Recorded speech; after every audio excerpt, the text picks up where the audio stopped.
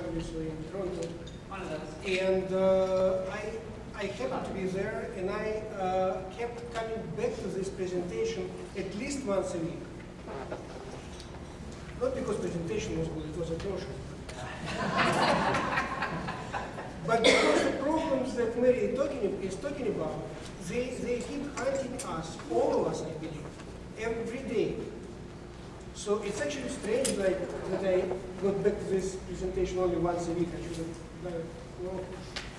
So I asked Mary if she can repeat this presentation, if she doesn't mind, because it may happen that, you know, when you're talking about the same thing over and over again, it gets, you know, under your skin somehow, like this. So Mary was nice enough, kind enough to say yes, and I hope you will enjoy it as much as I will the second time. Thank you, Mary. Thank you, Eugene. Actually, I think I went to look for it, it was Agile 2007, wherever else. But it's not the exact same presentation, because there's a few new things in, a few changes. I don't know how I can always do the same thing twice, but the talk is about the elephant in the room. So we did elephants a few years ago, not just here. And the reason I wanted to talk about this is because this whole area of appraisals and compensation is something nobody talks about when you're talking about any kind of development, but especially Agile development. This great big elephant really can get in the way of figuring out how to do things, because depending upon the system by which people are judged, by which people know whether or not they're doing the right thing, by which motivation is supposedly leveraged into teams, has enormous amounts to do with the way that the teams work, the way people respond to what they're supposed to do. So I think maybe we should talk about it. Let's start with the performance appraisals. So there's a history behind performance appraisals. I did a little bit of research. I found that their very first performance appraisal possibly was in China in the 3rd century, where the Wheat dynasty rated the performance of household members. You can imagine that. Did I say that right, Wheat? Yeah. Okay. There was a complaint, all right? An imperial rater of 9 grades seldom rates men according to their merits, but always according to his likes and dislikes. So, you know, guess what? That complaint that we hear even today started with the first performance appraisals. Ignatius Loyola in the 1500s had a procedure to rate the members of the Jesuit Society. In 1800, Robert Owen started cotton mills in Scotland, some of the earliest industrial revolution stuff. And each workstation had a color cube above it, which was changed every day to show how well that person at that workstation was performing. Excellent, good, indifferent, or bad, right? Got it? So we have performance appraisals from on back. Now let's go to U.S. history, and if we look at the 1800s, in military and civil service, there were performance appraisals. And in the 1900s, good old Frederick Winslow Taylor started a whole series of things in the way he taught scientific management. So he wanted to compare anybody's performance against the best way determined by industrial engineers for doing that job, and if they compared favorably, they would get more money. And in fact, they would get considerably more money. And the whole mechanism he wrote about in the book Scientific Management and a few others.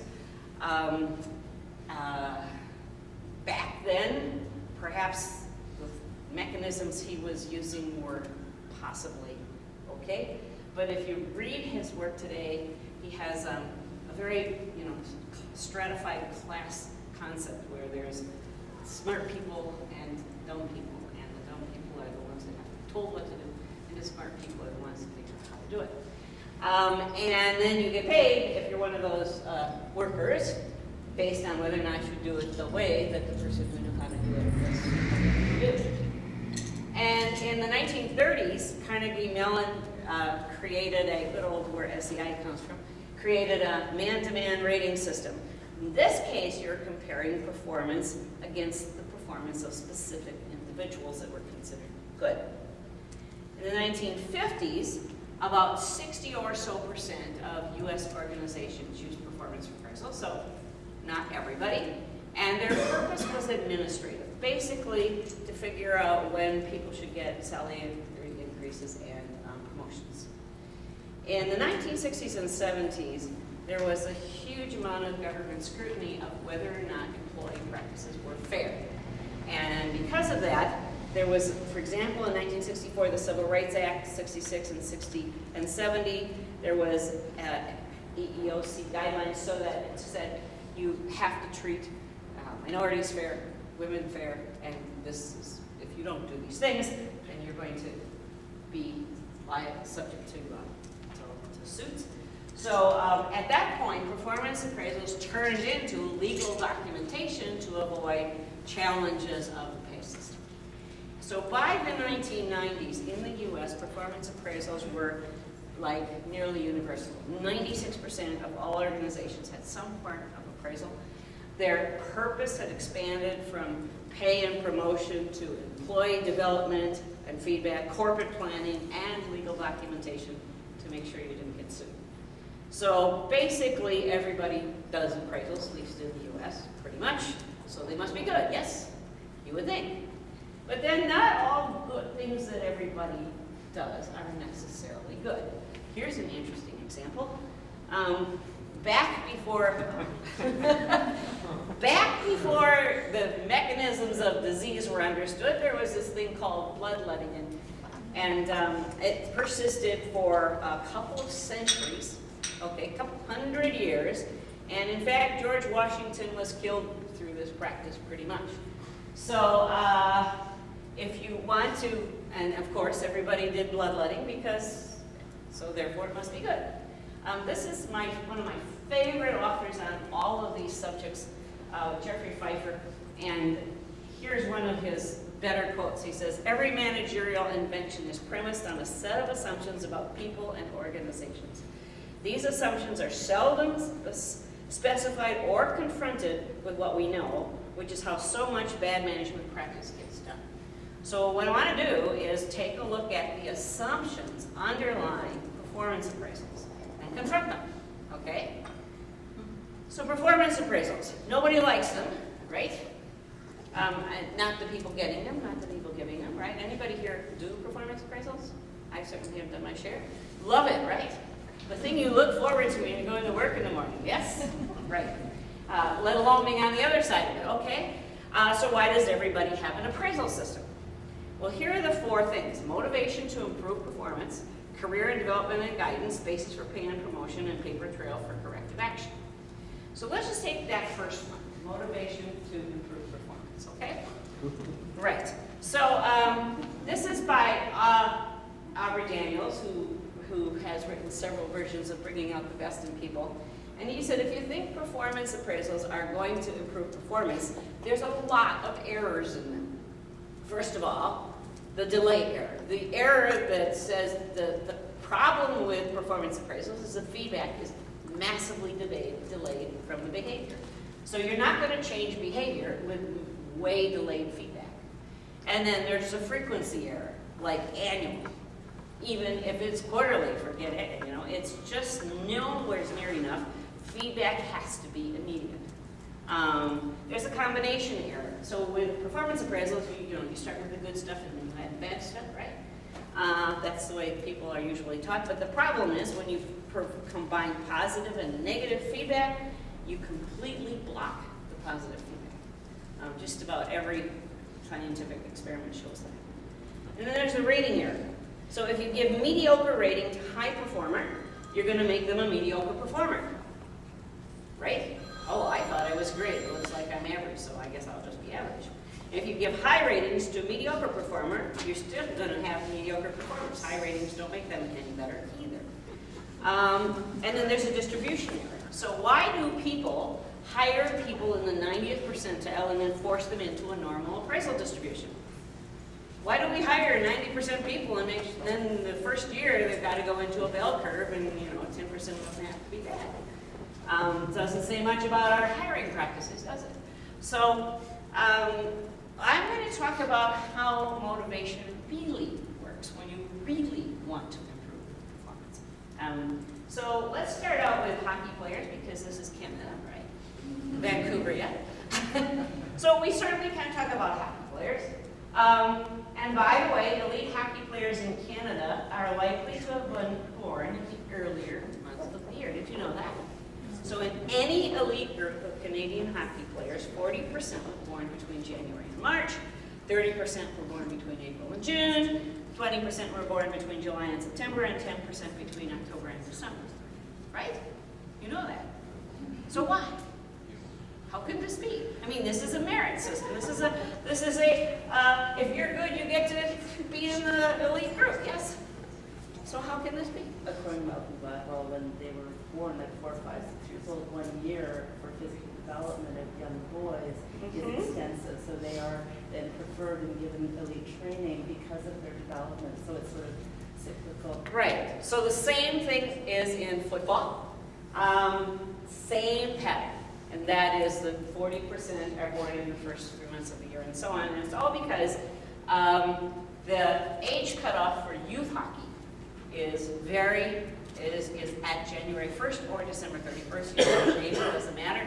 And at the young age that the kids are coming up trying to do football if it's Europe, or hockey if it's Canada, that's what all of the kids want to do. And they're massively younger if they're a year younger, or 6 months younger even when they're that young. So the selection system actually works in school too. You've got to be born in the right year to get a good grade. I don't know, maybe not. But you know, I wonder what the study shows about education. But anyway, so the concept here is that you're not born with talent, you develop it. Because the best way to get better hockey players in Canada is to have 2 cutoff dates. Yeah.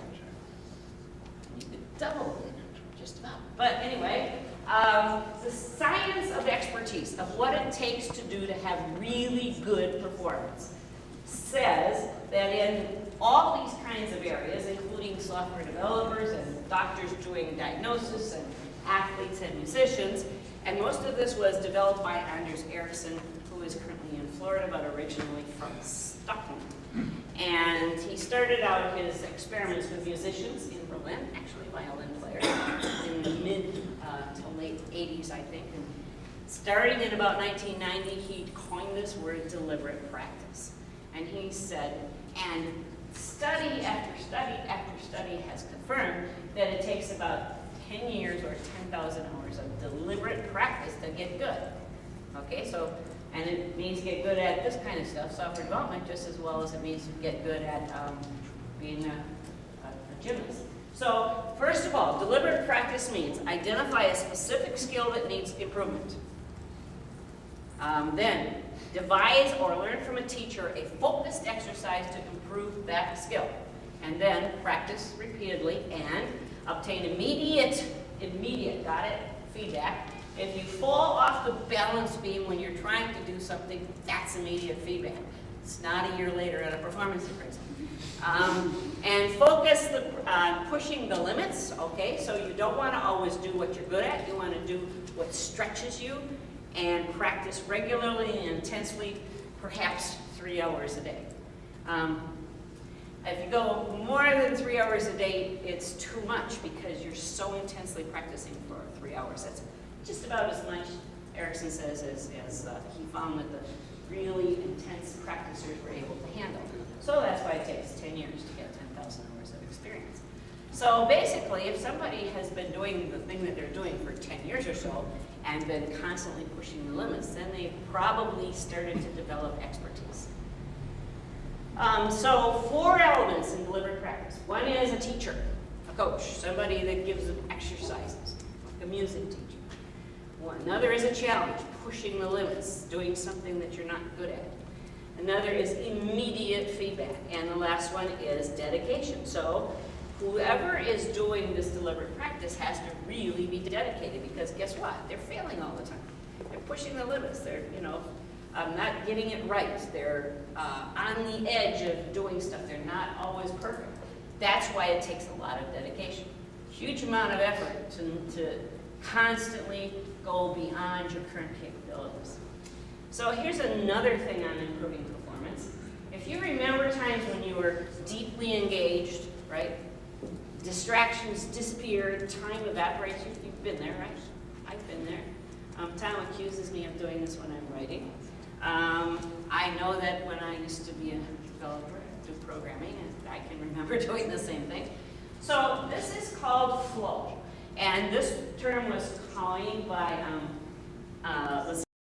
this is Chuck. So it's Mihai Csikszentmihalyi, right? Csikszentmihalyi. Did I get that right? Anybody from Czech Republic here? Even Slovakia? Okay, well anyway, that's more or less how you pronounce his name. And he talked about this thing called flow. And this diagram is one of the more interesting diagrams on flow. And it shows that if you want a challenge, and you're not very skilled, then you want to have a sort of a low skill challenge. But as you get better, if you challenge people too much, they get really anxious and nervous. But if you don't provide enough challenge, they get bored. So as skill increases, you constantly increase the challenge and stay in this channel, and this is where you can get better and better and better. So one of the things that, it's almost as if team leads and supervisors ought to have appraisals, forget the people doing the work, because the job is to constantly make sure that people have increasing challenges here. And I don't know that too many of our systems are set up to constantly increase the challenge and keep people constantly challenged and improve their skills over time. And it's not a matter of appraisals that make that happen. It's a matter of having the right kind of guidance, having the right kind of job assignments, that sort of thing. So let's go back to the reasons for performance appraisals. Motivation to improve performance, nonsense. Okay, the science just isn't there. It doesn't improve performance.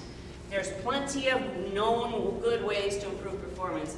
Appraisals don't happen to be among them. Career development and guidance.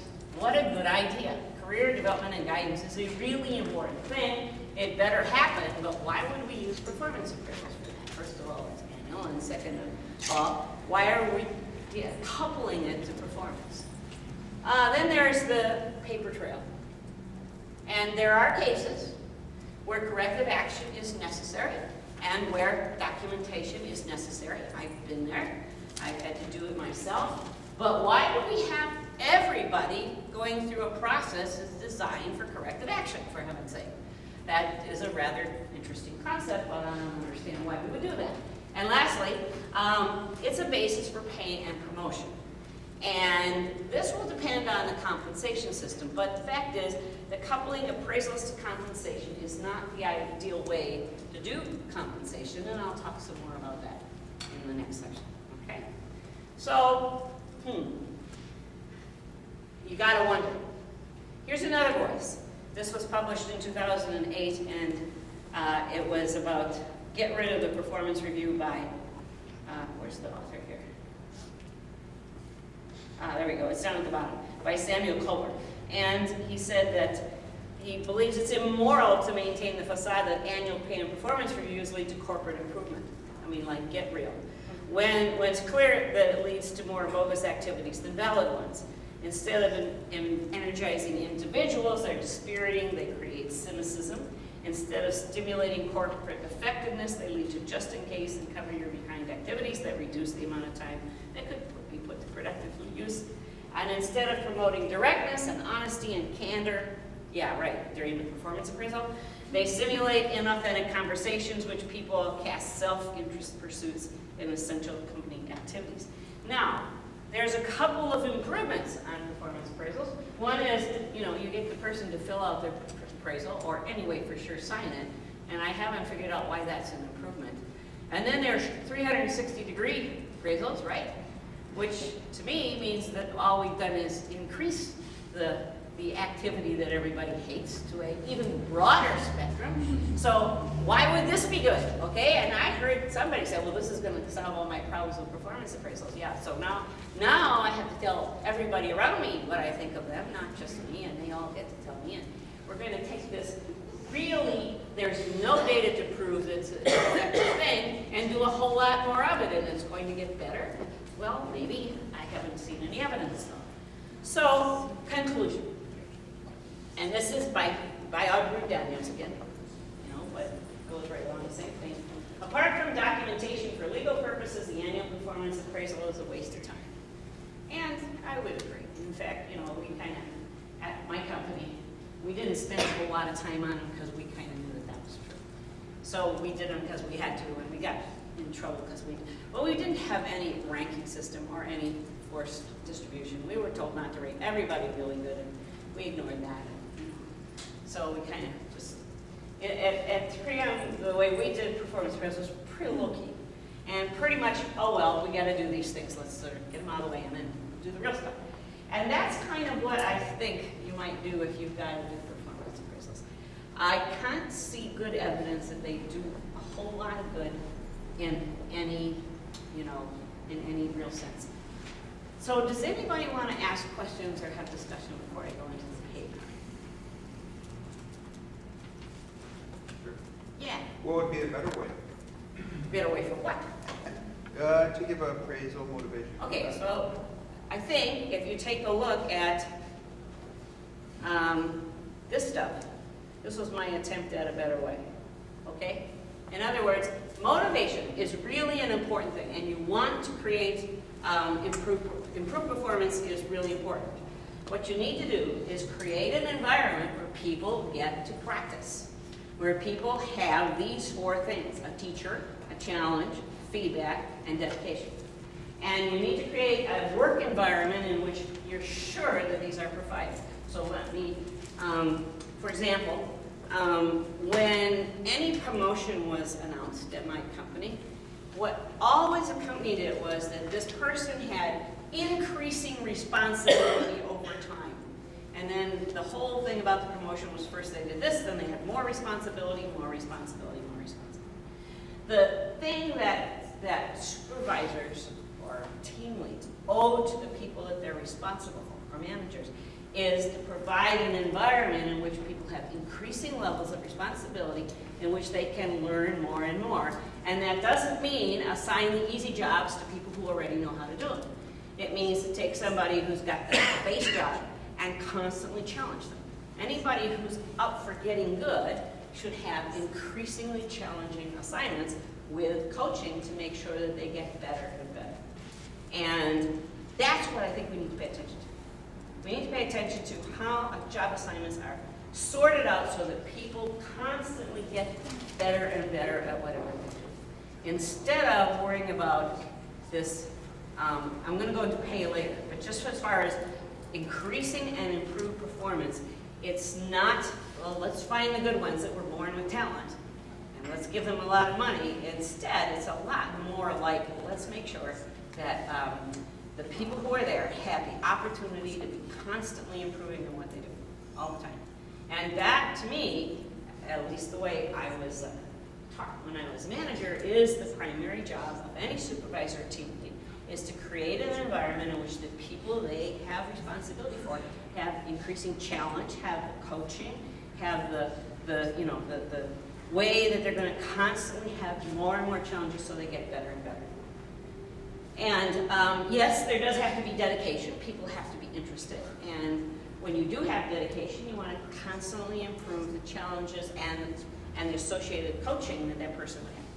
So I think that's way more important than an appraisal. And we're going to talk about it with association with pay later. But as far as improving performance, there's way better ways than performance appraisals to improve performance. It does not have very much at all to do with improving performance. Yeah. So just to add to that, to remember that different people are motivated by different things. And also to remember that I know sometimes we forget that there are actually 4 different generations that are in our workplace today. Yep. And those different generations are really motivated differently, and we need to remember that as leads. I'll talk a little bit about motivation in a minute. I think there are a universal constants. But I also agree that there are people that come from different backgrounds and different generations. And if money is going to be the motivator, then you really do have to pay attention to generations, because somebody who's, got their kids through school and is about to retire has a whole different set of motivations than somebody who's trying to buy a house, start a family, or put kids through college or something like that. So money will mean different things to people of different ages. But let's just keep the pay and just talk about the improved performance part. And if we can separate those two and think about improving performance, part of it is motivation, but a whole lot of it is opportunity. It's having a coach, having a challenge, having feedback, having constantly this. Do we create an environment in our workforces so that everybody, especially junior people, have these three things? Yeah.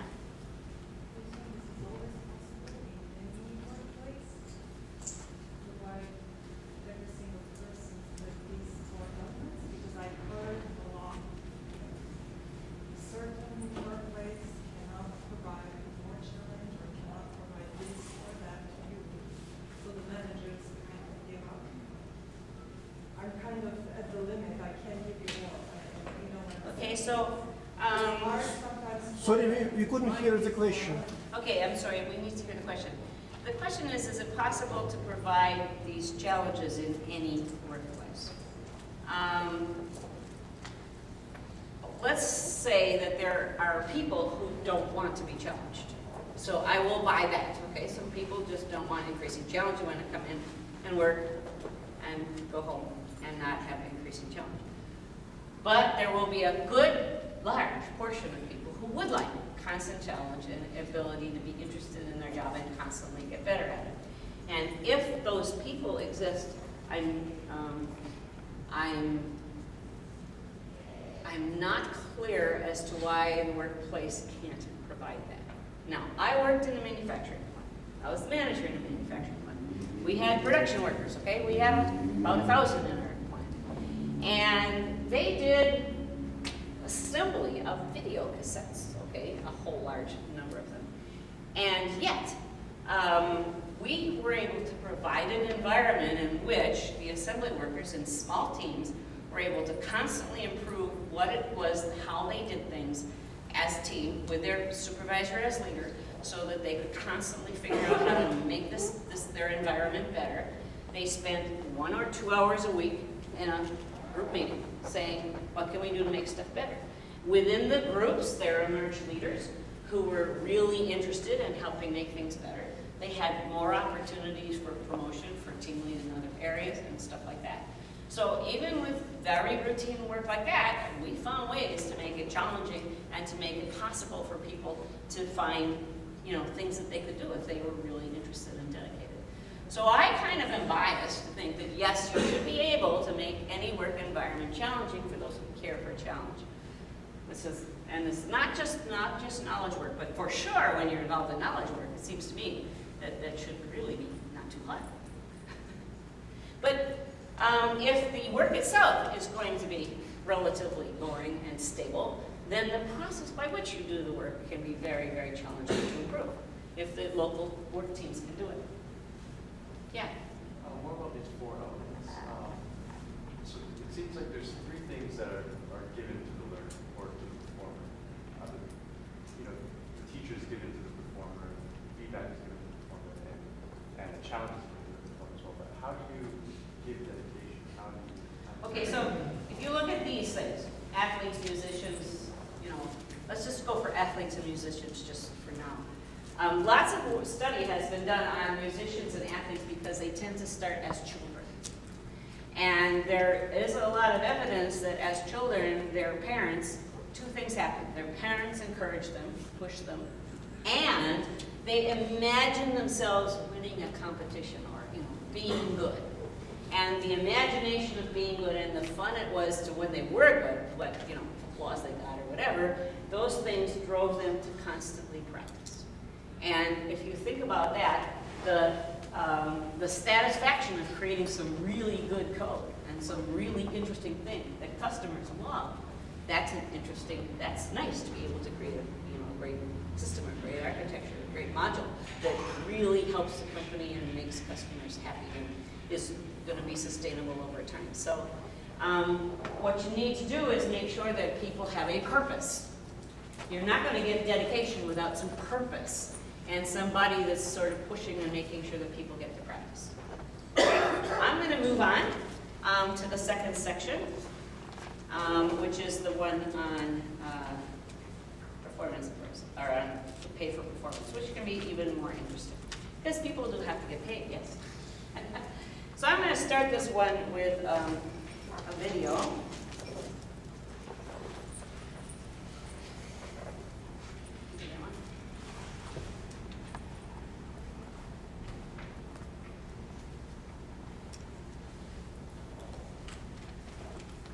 Which Eugene will recognize.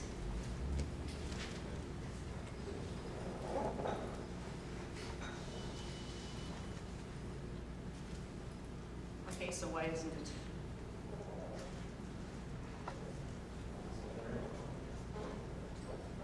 Our motivations are unbelievably interesting. I mean, I find, I've been working on this for a few years, and I just find the topic still so amazingly engaging and interesting. So I want to tell you about that.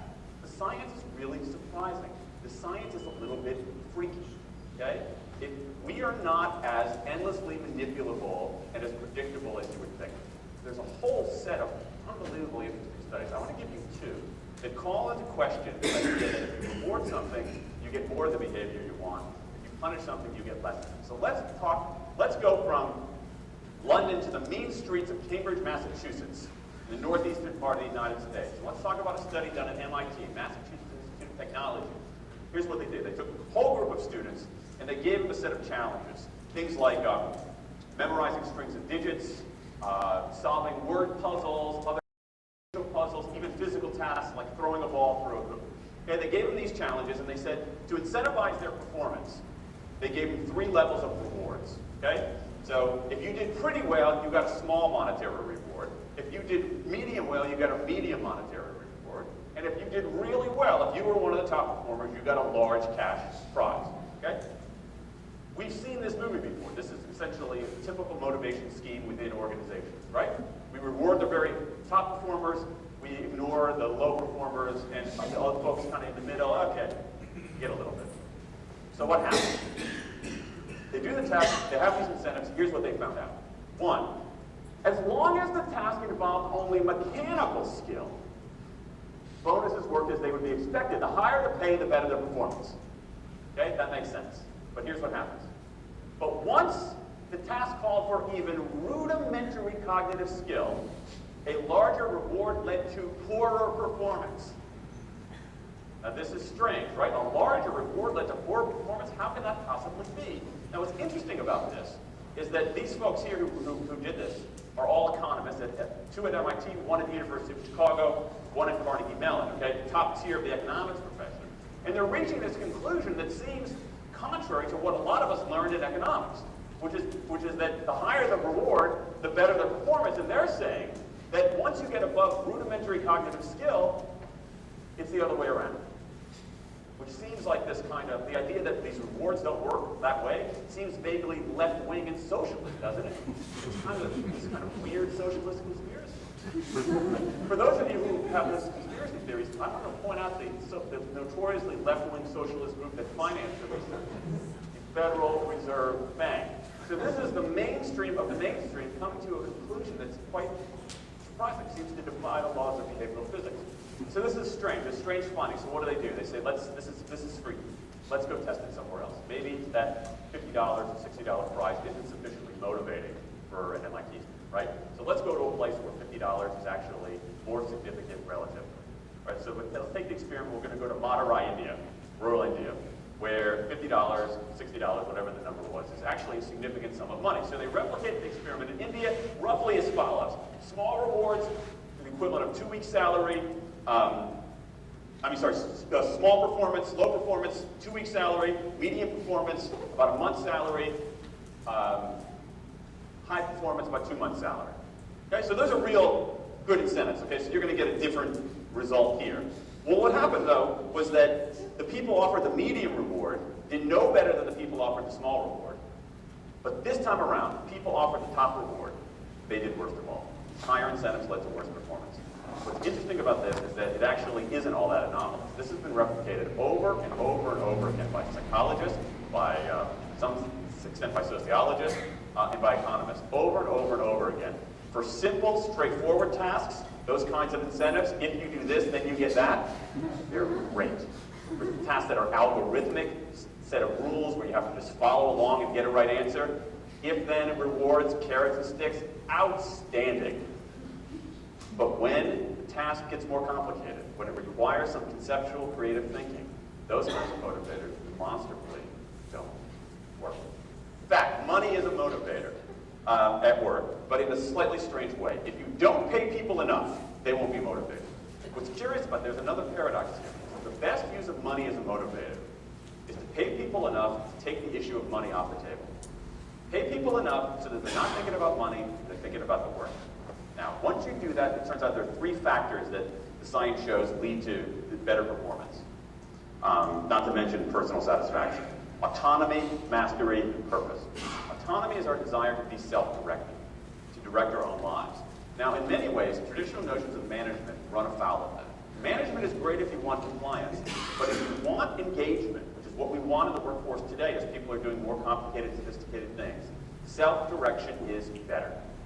Let me give you some examples of this, of almost radical forms of self-direction in the workplace that lead to good results. Let's start with this company right here, Atlassian, an Australian company. It's a software company, and they do something really cool. Once a quarter, on a Thursday afternoon, they say to their developers, for the next 24 hours, you can work on anything you want. You can work on it the way you want. You can work on it with whomever you want. All we ask is that you show the results to the company at the end of those 24 hours in this fun kind of meeting, not a star chamber session, but this fun meeting with beer and cake and fun and other things like that. It turns out that that one day of pure, undiluted autonomy has led to a whole array of fixes for existing software, a whole array of ideas for new products that otherwise have never emerged. One day. Now, this is not an if-then incentive. This is not the sort of thing that I would have done 3 years ago before I knew this research. I would have said, you want people to be creative and innovative? Give them a freaking innovation bonus. If you do something cool, I'll give you $2,500. They're not doing this at all. They're essentially saying, you probably want to do something interesting. Let me just get out of your way. One day of autonomy produces things that never emerge. Now, let's talk about mastery. Mastery is our urge to get better at stuff. We like to get better at stuff. This is why people play musical instruments on the weekend. You have all these people who are acting in ways that seem irrational economically. They play musical instruments on weekends. Why? It's not going to get them a mate. It's not going to make them any money. Why are they doing it? Because it's fun, because you get better at it, and that's satisfying. Go back in time a little bit. I imagine this if I went to my first economics professor, a woman named Mary Alice Schulman. I went to her in 1983 and said, Professor Schulman, can I talk to you after class for a moment? Yeah. I got this inkling, I got this idea for a business model. I just want to run it past you. Here's how it would work.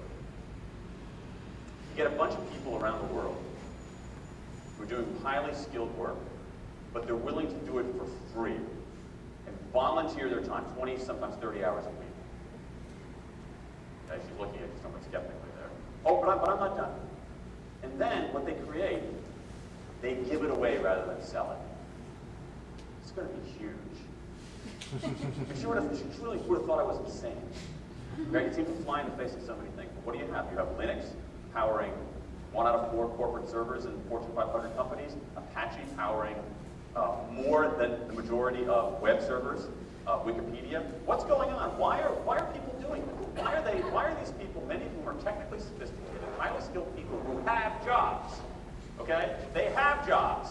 They're working at jobs for pay, doing sophisticated technological work. And yet, during their limited discretionary time, they do equally, if not more, technically sophisticated work, not for their employer, but for someone else for free. That's a strange economic behavior. Economists who look into it, why are they doing this? It's overwhelmingly clear. Challenge and mastery, along with making a contribution. That's it. What you see more and more is a rise of what you might call purpose motive. Is that more and more organizations want to have some kind of transcendent purpose. Partly because it makes coming to work better, partly because that's the way to get better talent.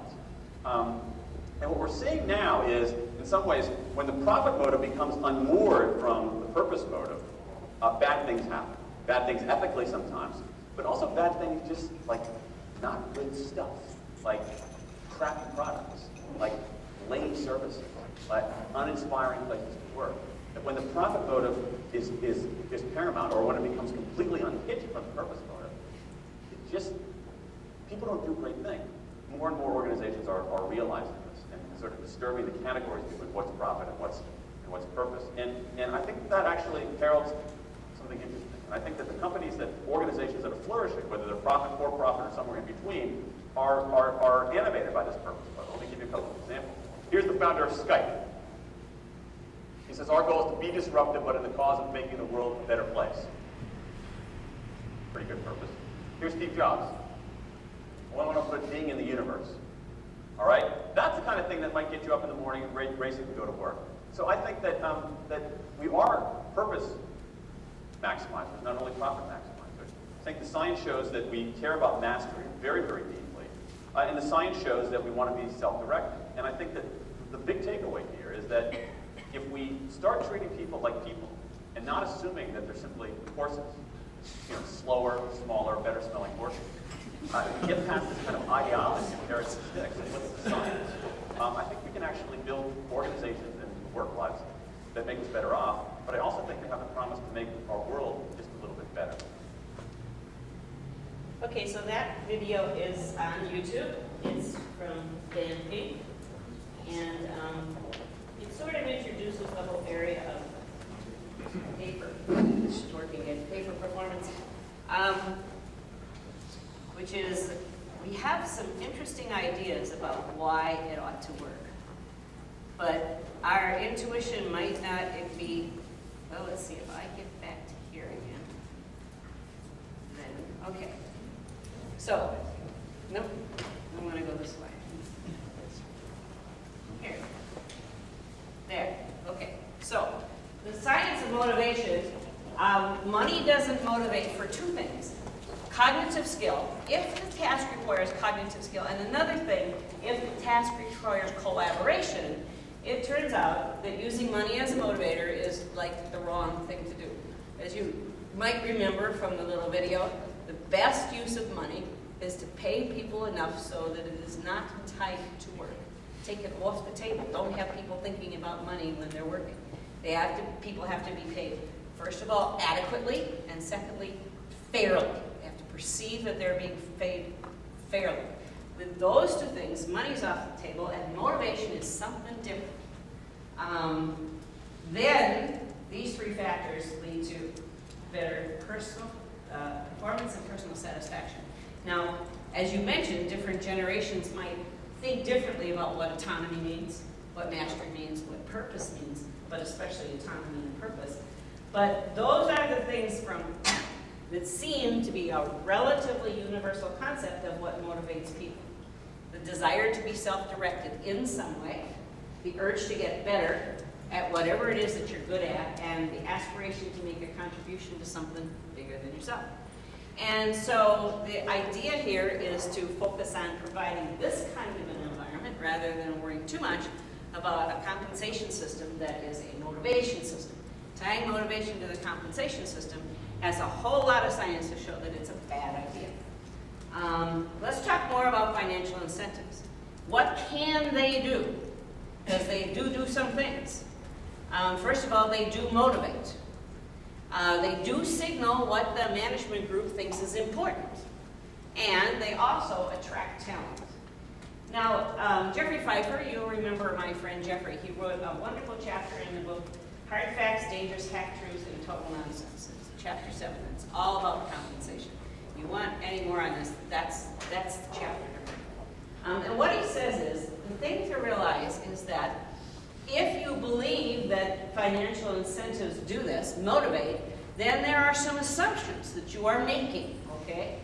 Your underlying assumption is, with financial incentives, if people would only try harder, they get better results.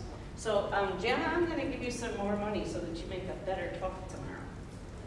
Right, Right. And that's going to motivate you, right? If only you would try harder, and I would give you that money, and we'll see what score you get, then you're going to get better results. Or job performance is under the control of individual people. As if I'm not working with a team, I'm not working with other people. It's just all by myself I can make stuff better. So those are the underlying assumptions of performance. There's an interesting, I can't remember the author off the hand, but there's an interesting analogy of let's pay somebody to be a really good golfer, okay? Get a hole in one. Get a hole in one, you get, I don't know, $1,000. Well, people might come closer. But if you wanted to play basketball players to shoot more baskets, you actually will get poorer team performance because you need more than one person. So when the job performance is under the control of one person, golfing, okay, but if it's under the control of 5 people or 11 people, then paying for performance is not really going to work unless you have a pool for all of them. Signaling what's important. Now the underlying assumptions, if you use money to signal what does the management group want, here, this is what we want, so we'll pay you if we get it, then that means that if employees were just compensated appropriately, virtually any organizational and management problem could be solved. I've got a problem, I pay for people to solve my problem, and sure enough it will be solved. Processes and priorities are simple enough to be captured really well, reasonably well. So if you want to signal what's important with money, you have to signal by saying, I'm going to pay when this process improves. And that requires a relatively simple process because as processes got complex, it's very hard to signal which piece of that process is important. And employees will take the system seriously, but not too seriously, not so seriously that they game it, which of course is the other end of the problem here, and that is if you pay, people will game the system almost for sure, because if it's pay, not the system that they're trying to improve, then that's what's likely to happen. And then to attract talent. Your underlying assumptions, if this is why you have paid for performance, is that motivated people prefer companies where their efforts will be rewarded, could be, and the best people are the most financially ambitious people. That's an interesting and challenging assumption. So one of the assumptions behind financial incentives, and I just listed them here, is money is an important motivator. In fact, most people think that everybody else in the world is motivated by money, but not me, right? They claim they are personally motivated by other factors. Any survey will show that I know that everybody else in my company is definitely motivated by money, but obviously I wouldn't be. And evidence shows that intrinsic motivation is the best motivator, but it's undermined by extrinsic motivation. So that means that something that comes from in myself. Think about grades in school, okay? Are grades motivators?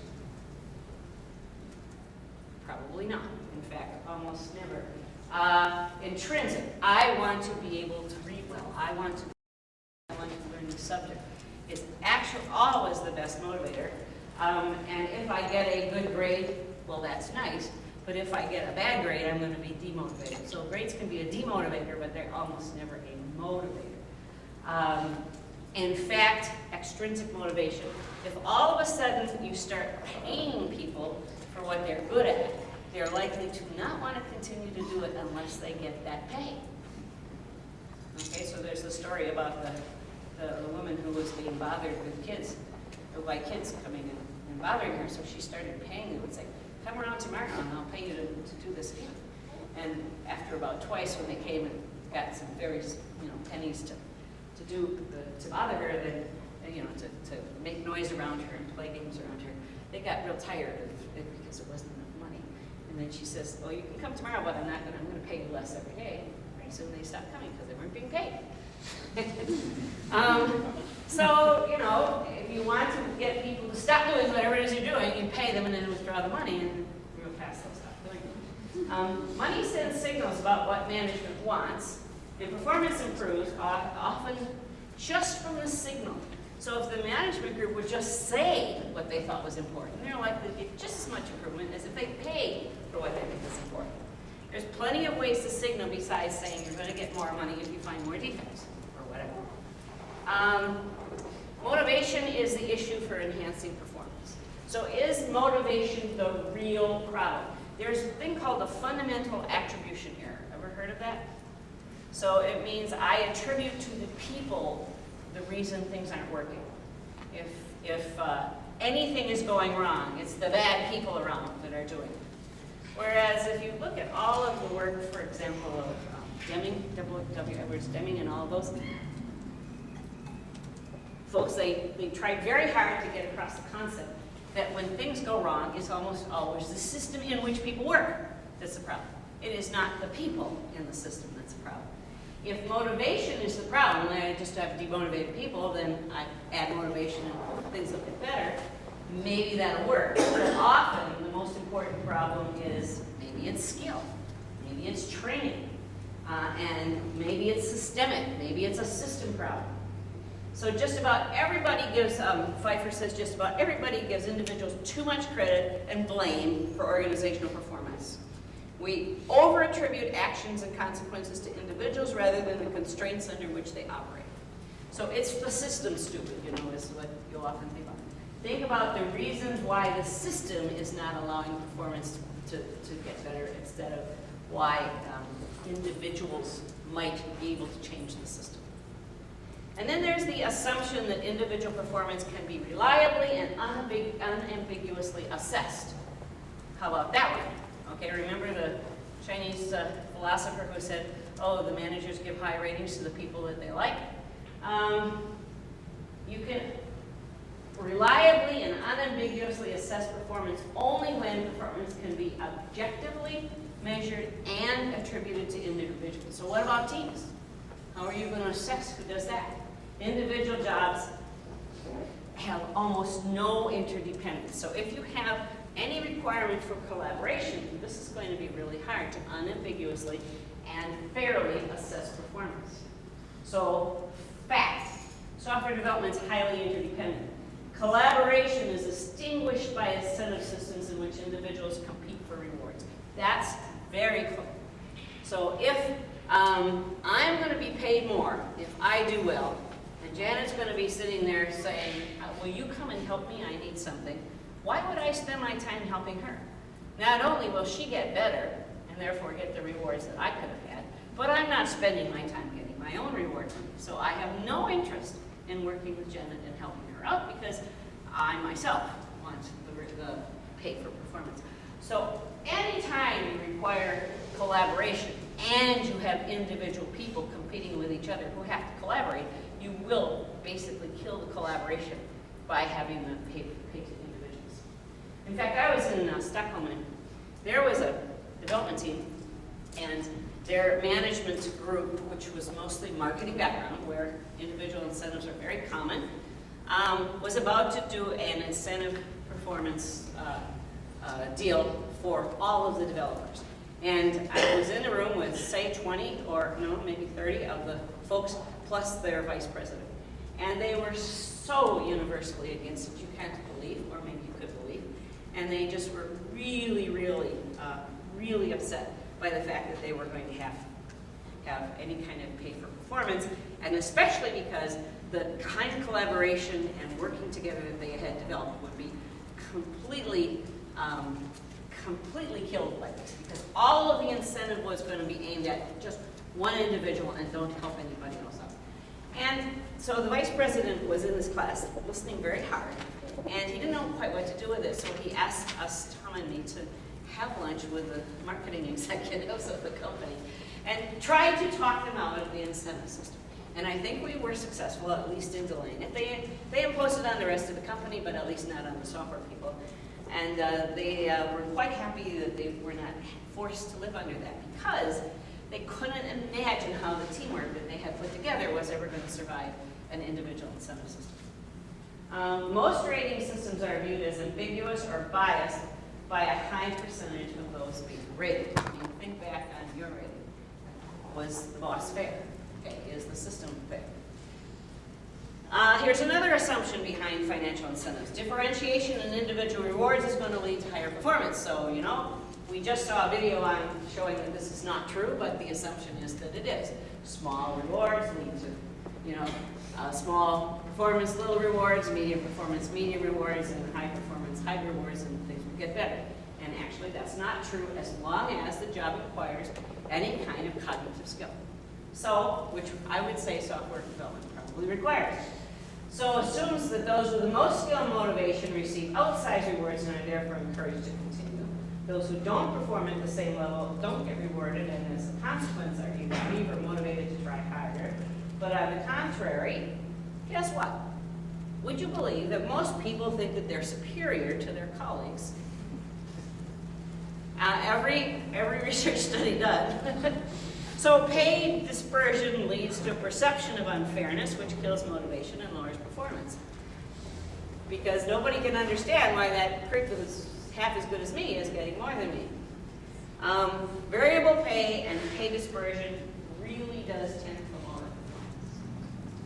Another assumption, individual rather than collective rewards are important because we're going to have free riders or slackers or whatever. Okay? There's great fear that if we reward the whole team instead of just one person, then some people will be getting money they didn't deserve. Actually, it turns out that people will and do let down their bosses, but seldom do they let down their peers, their team, their colleagues. And in fact, empirically, there's much less slacker or free riding than you would imagine. Now, there is this company called Gore & Associates, makes Gore-Tex, you've probably heard of them. And they have a very interesting management philosophy in which they basically don't have managers. What they have is small business units up to about 150 people, at which time they divide the businesses. And that group sort of makes its own money and its own profits and is able to pay each other. Salaries are public, and it's just a whole different way of thinking about things. And the most interesting quote that I heard from that, from one of the people working there is, it said that, you know what, the fact is that peer pressure, when you're in a small team of people you know, and they're trying as a group to make enough money to support that group, the peer pressure you get is so much more intense than the concept of a boss, so much more effective, that's why they do really well. So if you think about self-organizing teams, in fact, the concept of peer pressure is not much different than the concept of self-organization. It's the group that puts pressure on the other people in the team to perform together that causes the very unlikely, that there will be your occasional slacker, but you know what? It's much less rare than you think, and it's not so hard to deal with the one or two people. I will say 5% of folks that you might have to deal with that turn out to be not pulling their share. So another assumption behind financial assumptions, well, no, I think I've gone through the assumptions. Here's the thing. If you reward something, you're going to get it. And if you reward something that it turns out you don't want, you're going to not only get it, but you're going to have people that are set up to expect that reward forever. So incentives motivate. There's no question.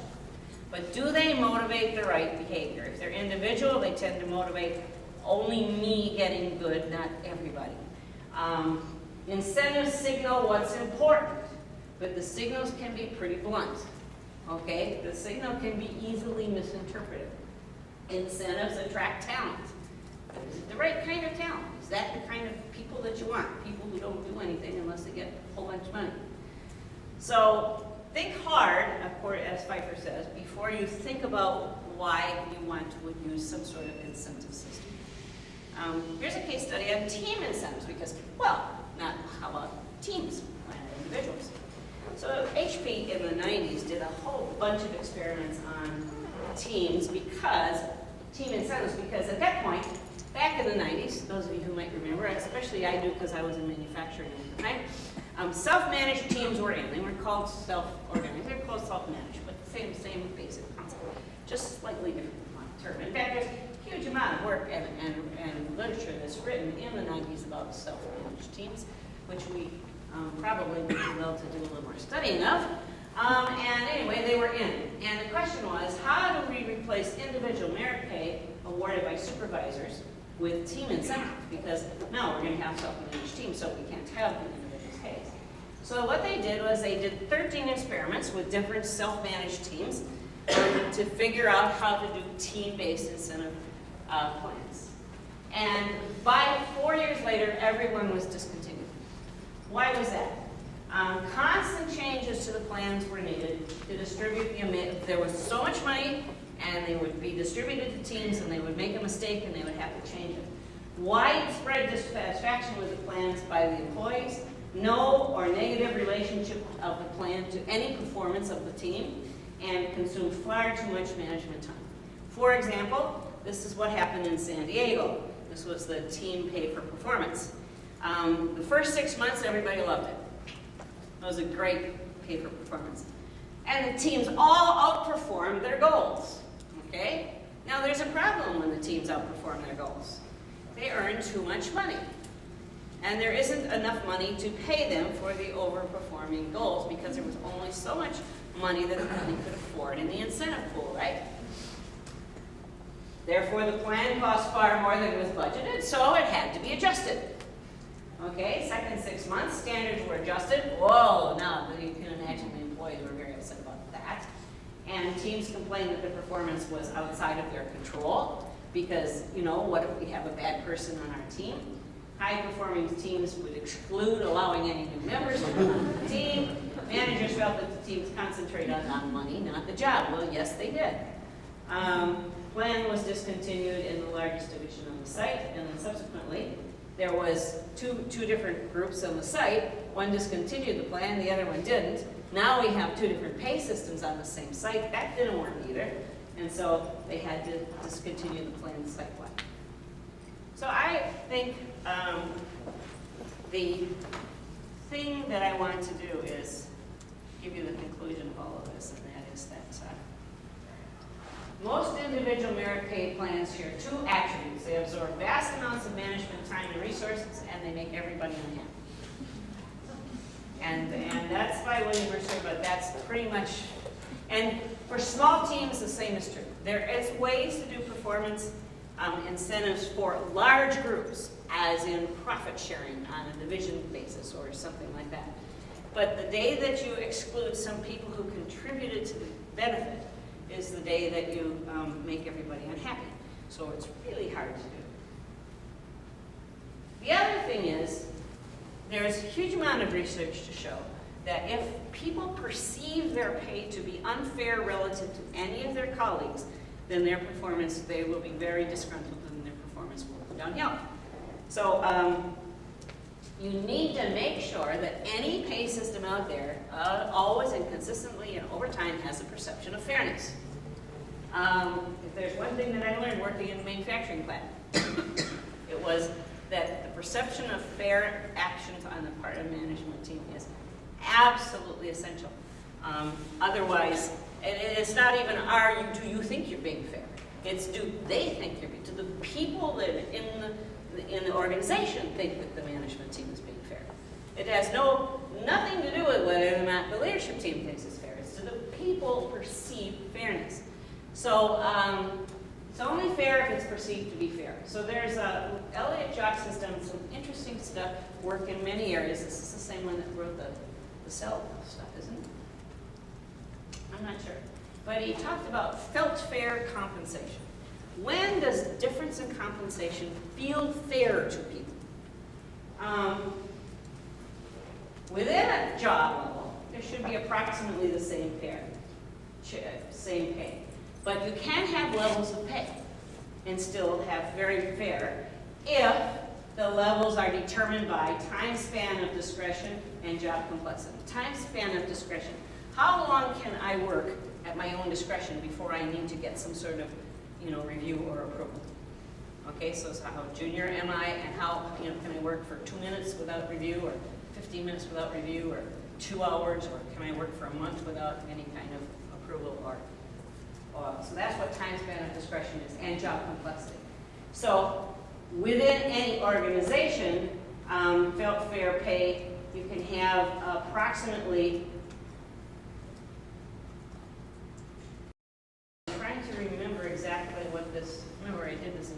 27, what this is supposed to mean. Oh, I know.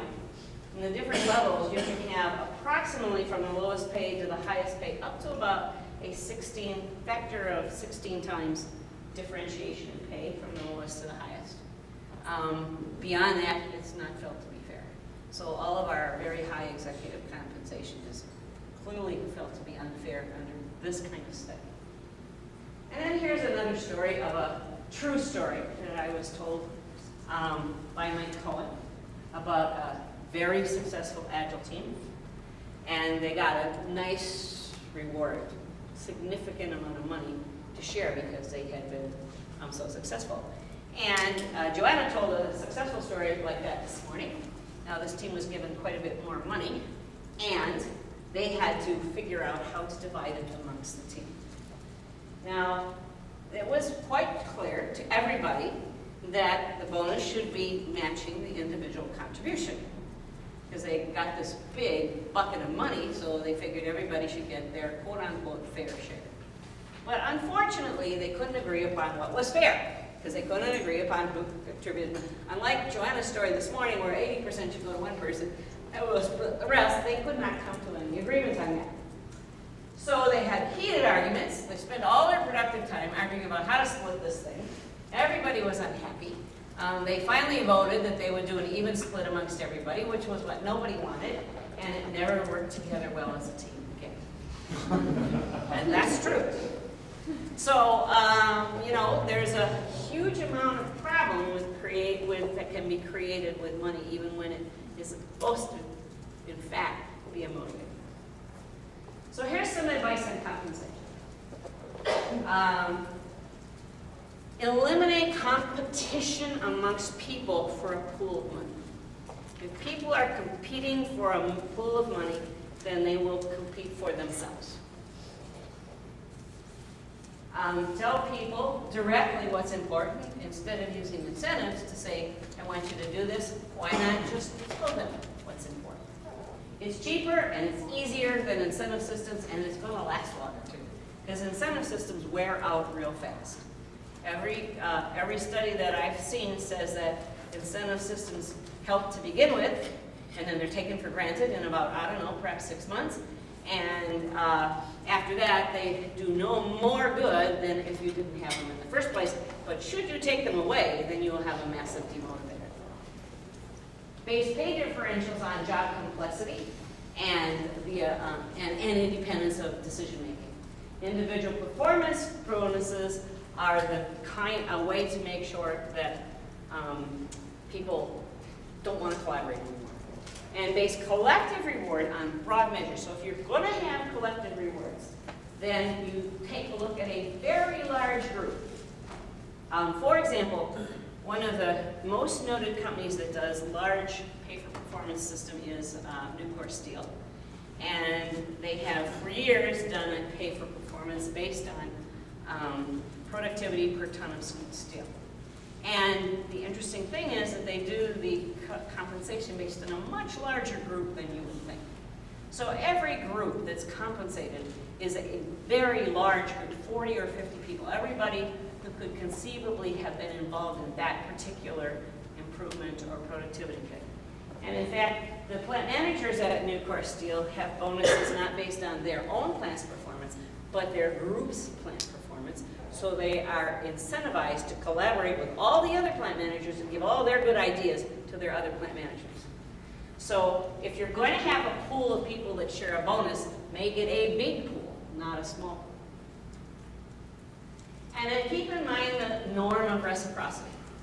Or maybe you hear it as the golden rule, which is if people feel they're going to treat others the way you want them to treat you, yes?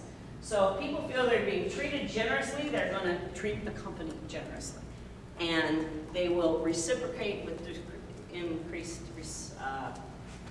discretionary effort. So I want to just talk about that in a little more.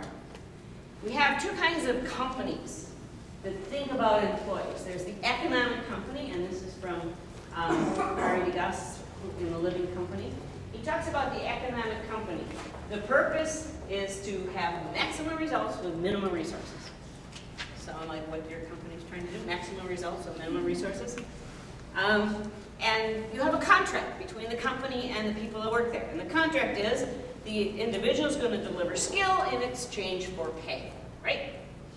And the motivation theory is that individuals don't care about the company because they feel the company doesn't care about them. They're just, another resource.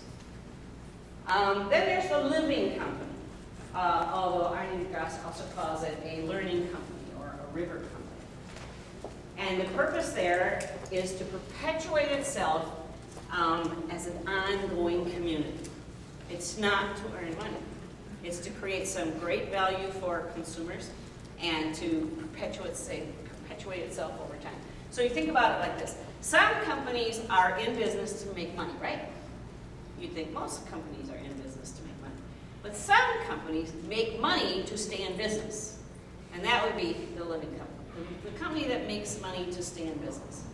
And in here, the contract with people, the individual is going to deliver care and commitment in exchange for the fact that the company will try to develop each person's potential to the maximum. Is this what your company is trying to do for each individual? Develop them, make it a great place for them to work and develop their potential? Because people would like to work to their full potential. Money's not considered an important motivator in these kind of companies. And adding more money above a threshold of significant pay is not going to motivate people to give more to the company. To give more, individuals have to know that the company is interested in them as individuals and they need to be interested in the fate of the company. So Jeffrey Pfeiffer gives a really interesting example of Southwest Airlines when in 2001, when all the airplanes in the U.S., all over, I guess, North America, stopped flying, and all of the airlines laid off people, every single one except, guess which one? It was Southwest Airlines. Didn't lay off anybody. They said, lay off people? Those are our most important assets. Why would we do that? And so they figured out how to keep paying people. They have never, in fact, in their whole 38 years of profitable performance, ever laid people off involuntarily. And they recovered by far faster than any of the other airlines. And they had and continue to have the most loyal employees of any airline because the people in the airline say, hey, the company cares about us, we care about the company. It's absolutely the best airline to work with. We certainly wouldn't want to have to try to work somewhere else when we have such a great company. So let's make our company successful. When you have employees that have that attitude, they want to help make the company successful because you are helping make them successful and you care about them as a company, then you have a, well, what am I saying, better employment contract. So I think this is my second last one, and then we'll do some more questions. High performance cultures, and this is by another book by Jeffrey Pfeiffer with Charles O'Reilly on Hidden Value. He said, high performance cultures, cultures that really, really perform well, have a sustained investment in training and development, including job rotation, both formal and on-the-job training, a tendency to promote from within as a consequence of successful internal development of skilled people. It's egalitarian culture in which formal status distinctions are downplayed. Now, this won't be true in all countries. Sometimes status distinctions are more likely than others. Salary differences across levels are less than in the general economy, and people feel as if their contributions are important and valuable. Delegation of decision-making down to the lowest possible level, so that skilled and developed people can actually use the gifts and skills that they have. That's another reason for delegating downward, so that people can become more skilled. Appropriate pay to reduce turnover and attract the best people, coupled with rewards that share organizational success. So if the company is amazingly successful, then the people share in it. And employment security and a policy of mutual commitment, so the workforce doesn't fear for the outcomes of events over which it has no control, and instead they feel reciprocally committed to the employer. The employer is committed to us, so we will be committed to the employer. These are the cultures you'll find in the really high-performing organizations, instead of all sorts of fancy performance appraisals and pay structures that are supposed to motivate people. So with that, do you have questions on this pay thing?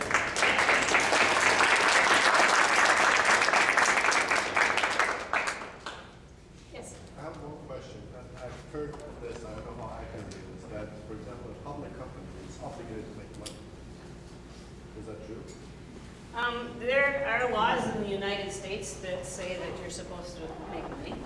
There are also plenty of companies that have in their charter, and this includes Southwest, Amazon, Google, and plenty of others, that have in their organizing charter the fact that we happen to think that the best way to take care of shareholders is to put employees first, hire the best talent, most talented people, and they're therefore going to create great products or make our customers very happy, and that will take care of the shareholders. So Southwest says employees first, customers second, and shareholders third. Now, it could be considered an illegal statement, but it's always been the way that the company has been run. And you can find it in charters of Google and Amazon for sure, because I've found it there, and others saying, we happen to believe that the best way to take care of shareholders is to have really good employees and to care a lot about them. So yeah, there's a law that says that you're supposed to take care of shareholders, but that doesn't have to be your first priority. And in fact, it's probably going to work better if it isn't. But not that many companies necessarily have that figured out. Yes? I have two questions. Number one is, how many times have you seen that video? Me? Yeah. How many times have you seen it? Probably about the same as you. Maybe not that much. So my second question is, I had a manager come to me yesterday and said he had an idea for reviewing his team, and his thought was to ask each of the team members if they had to give anybody a raise on their team, who would they give a raise to? Yeah, it just sounds exactly like, I think I'm going to improve my whole system by having 360-degree appraisals. I'm going to get my team members to do appraisals on each other, right? I would imagine that it would work really, really bad. Okay? Every bit of evidence in the whole world says it's bad. So that's a manager that is struggling with the whole concept of, well, actually, what I really wonder is why that would be an interesting idea. It's really curious. So I don't think so, but there's a person who hasn't seen the video often enough. Yes. What about recognition from within the organization that's not tied to pay? So other employees rating, one or two standout employees from within the organization that they want recognized by management in one way or another? Well, at 3M we had massive numbers of recognition, okay? And all kinds of recognition. So if you didn't win that one, you could win that one, you could win that one. So, it wasn't actually that exclusive, but there was any number of ways to have lots of recognition for, teams and then, or for individuals. But the recognition was based on this person has just had this really marvelous invention which has created a breakthrough in the product, and everybody in the team like that. And when the recognition is deserved, the more of those, the better. You can even have like little tiny surprise, small, actual, dinners or something like that. But the theory that we had was the more recognitions like that, the better. Then they are not exclusive, and they're common. And if they're very, very rare, like the employee of the month, which is a forced thing, that's very different than if you have all kinds of different ways of creating interesting recognition programs. So I would say the more of those, the better. Because they don't create the financial issue, the more ways you have to give people gold stars, the better it is, as long as you're careful about not creating a pattern that always there will be somebody every month that is the winner of something. So you can go too far in that, but if you have lots of small and well-deserved ways for people to applaud their colleagues, that would be really cool. Yeah? So one of your slides about the becoming an expert class was pointing about the skill and work on that. How do you work on that? How do you pick the skill that you work on? Because you have so many areas of improvement. Okay, so in this area, becoming an expert in 10 years and 10,000 hours, you will become an expert in one thing. You will become an expert violinist. You will become an expert gymnast. You will become an expert at, for example, doctors. There's an interesting study on the fact that once doctors leave hospitals, what they do a lot is diagnose, okay? But they have no feedback as to whether or not the way the system works, rarely do they get feedback as to whether or not their diagnosis is correct. So they never get any better at doing diagnosis unless they put in a feedback mechanism to find out if their diagnosis is good. The doctors that put feedback mechanisms is so they can find every single time they make a diagnosis whether or not it was correct, get better and better and better at diagnosing things. So, well, how do you pick a skill? If you're a doctor, it's do I do the thing that I need to do right? Well, lots of times a diagnosis, do I do it well? Similarly, if you're developing software, or if you're a DBA, or if you're a tester, pick an area that you want to become deep in and become really good in that area, plus you know the surrounding area as well.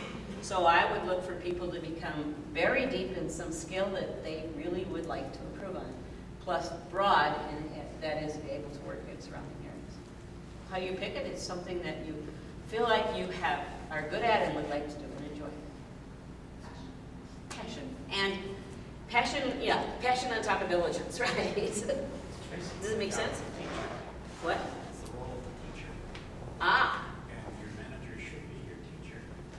So your manager, your teacher can help you to determine which, area you want to become good at. Yes?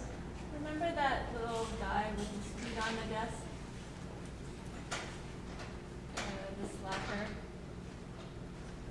In your slides? Sitting on the desk. Yeah, in your slides. The guy with his feet on the desk. Oh, the slack? Yeah. What is your advice for dealing with that person? With the slackers? Mm-hmm. Ah. Okay. Because that question will come up. Well, it shouldn't be a question as much as it is a case-by-case issue. Okay, so you shouldn't say, what policies are we going to have to deal with slackers? But a very few companies lack policies to deal with people who need what I'm going to call corrective action. Okay, which is effectively people who aren't doing their share of the job. The first thing you have to do is decide whether or not the person that's not doing their part has the capability to do it or not. Okay, because I've had people on my teams that I just had to ask their manager to find them some other work because it's not like they didn't want to be good, they just were not capable. Then if they are capable, the next thing to say is it a general sort of culture in the company to be everybody to be a slacker, or is it just this one person? There are plenty of companies in which nobody really works very hard. I've seen them, right? Okay, nobody really cares. That's a very different case than where you have an enthusiastic team with one person who doesn't care. If you have an enthusiastic team with one person that doesn't care, then you take corrective action with that one person, remove them, or do the right thing with them. If you have a culture in which nobody cares, it's probably an entirely different problem. It's probably that people used to care and discovered it didn't do any good. Nobody listened to them. They were not allowed to do a good job. There's nothing to be passionate about because the company doesn't allow, the right kind of behavior. So why pursue being passionate in a company that doesn't allow the teams to be successful? Where I see, a sort of a uniform bad attitude across a whole lot of people, it tends to be a culture that has created it. The company's asking for it. And that I don't know how to deal with. Okay, I really don't. So, so you find out what's the cause, make a speculation. Is it capability? Is it really one person with bad attitude? Or is it a culture that no matter what people do, they can't be successful anyway, so why try? And if people get that in their mind, then the whole culture has to change before people are going to start diving in and caring again. If they think the company doesn't care about them, then they're not going to care about the company. And if that's the cause, and it's relatively widespread, as I said, I have no solution for that. I don't know what to do, because I haven't actually done much in that kind of environment. I was been in a little bit better environments. I've seen it, but I haven't had to work with it, so I don't know the answer. Any more questions? Yes? Why do you think these incentive programs and performance appraisal programs just continue to keep being instituted? I've seen it 3 or 4 times in my career, especially as the company grows, they feel they need to put these plans in place. But, you know, the clear evidence is quite old and quite known that it doesn't work. Yeah, you would think. I know there are many people who believe passionately in them. I know that it's counterintuitive to think that they don't work. I know that people can be terrified of legal issues if they don't have some sort of mechanism. So I don't know, outside of the legal issues or the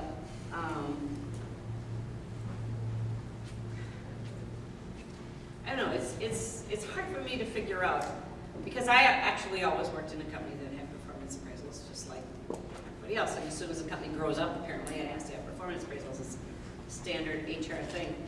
But I still think that it's like bloodletting. And that's got maybe another 100 years to run before people figure out it doesn't work. Yeah. You use the phrase, get money off the table. Yes. And then forget about incentive bonuses and talk about salary now. So that's supposing everything else is about the organization is worth well. Okay. But your average salary level or something is perceived for less than 50% of what the market is. You haven't achieved, you haven't got money off the agenda. So what? So all companies that I know that have, you know, if they've gone as far as having appraisal systems, they've also gone as far as doing salary surveys, okay? And understanding what the average and high and low salaries of any job category is. Now, also, all companies determine if they want to be a high player, a medium high, an average player, a lower than average player, and so on. All companies. Let's take Toyota, for example. They pay 20 to 30, about 20% less for any job than anybody in the auto industry with the same job, especially in the management ranks. And they just do that by policy. That's just the way they do things. But they make the company so attractive to work that people come there anyway. When a company chooses to be in the low-paying area and chooses that, then they are making a choice as to what, as to the kind of people that they intend to attract. So I guess the question is, in the software field, what is the development field, what is the sweet spot? Well, my bias is above average, not top. Okay, so medium high is gonna, medium high with a really nice place to work is probably the best. Because if you pay really low, then you really probably are not allowing yourself to attract the right people. So within the area, I would say you want to be, maybe you don't have to be the top, but you want to be above the middle. And if you have that as policy within your salary ranges, then you should be able, then with the culture, to retain people. Yeah. So just wondering if you ever give this presentation to HR conference and what are their reactions? I gave it at I didn't do that, but I gave it at a public forum in Boston in which a bunch of HR people came. And they were really, really upset. I mean, they really, really told me I was crazy and chewed my head off. So that's what I suppose would happen. But then, you know what? The very first Agile person that gave a presentation at PMI got about the same reaction. That's right. And I know a guy from the Lean Construction Institute that gave a thing at a PMI conference and almost got kicked out. So maybe, you know, after a while, the HR people might come around too, just like PMI has.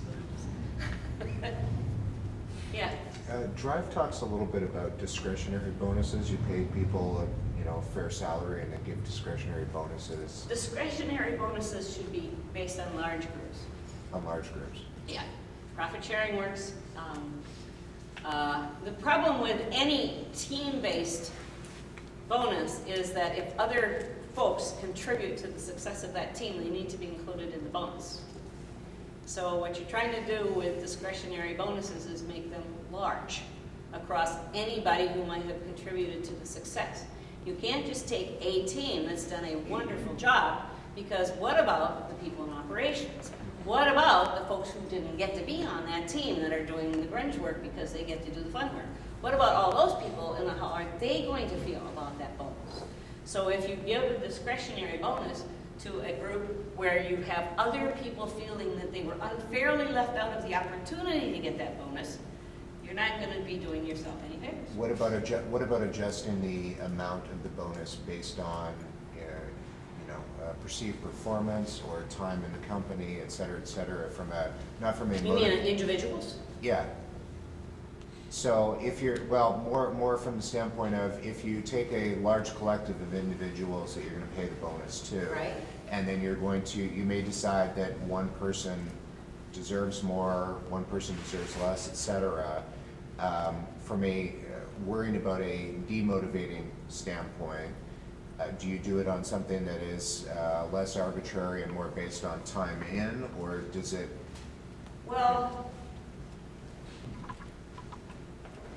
oftentimes bonuses are based on current salary, which makes sure that all the lowest paid people get the lowest bonus. Mm-hmm. So that doesn't actually feel too fair to me.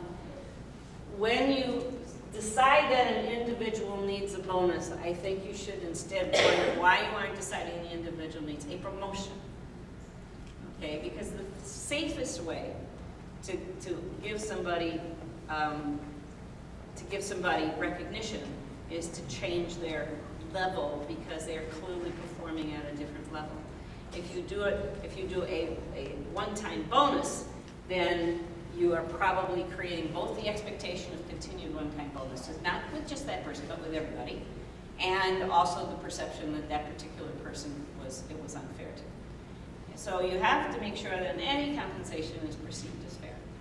And the one compensation that tends to be perceived as fair, difference in salaries that tend to be perceived as fair, is difference in levels, because the job is actually requires different levels of skill, different level of complexity. So the best differentiator of pay is going to be the level, and therefore it would be performance. And using merit pay as an incentive in any way has all kinds of potential bad effects. So I wouldn't recommend it.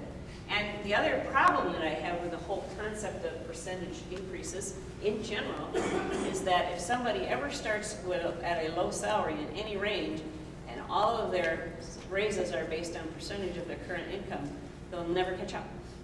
Because, and that seems to be how most salaries are done, is based on percentage of current salary. So the whole compensation thing is really tricky, but adding a bonus on top of it adding any kind of individual bonus on top of it does what, here's my conclusion, this one here. You're not going to get it right. Probably won't get it right. And therefore, you're probably going to spend a whole lot of time fixing it, and at the same time, create unhappiness.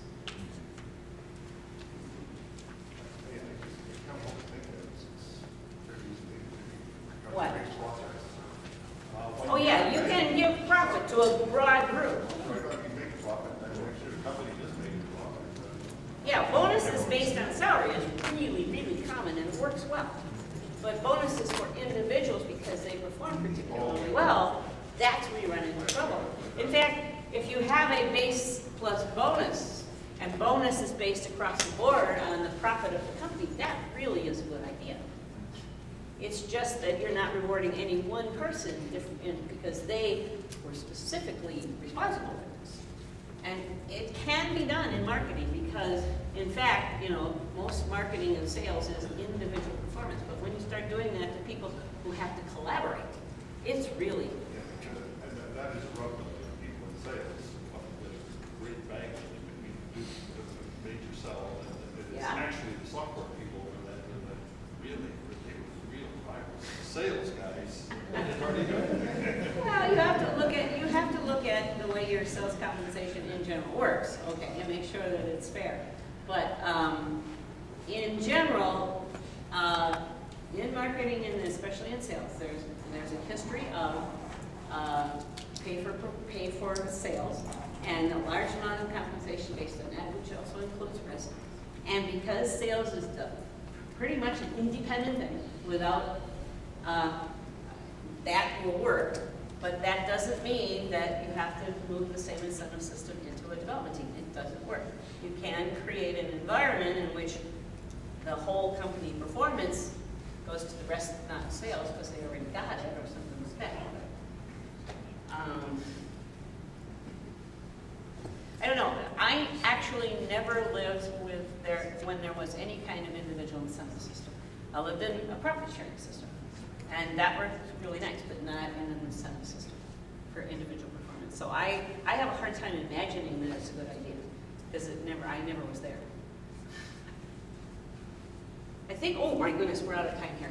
In 10 more minutes, there's going to be a thing. So thanks everybody again.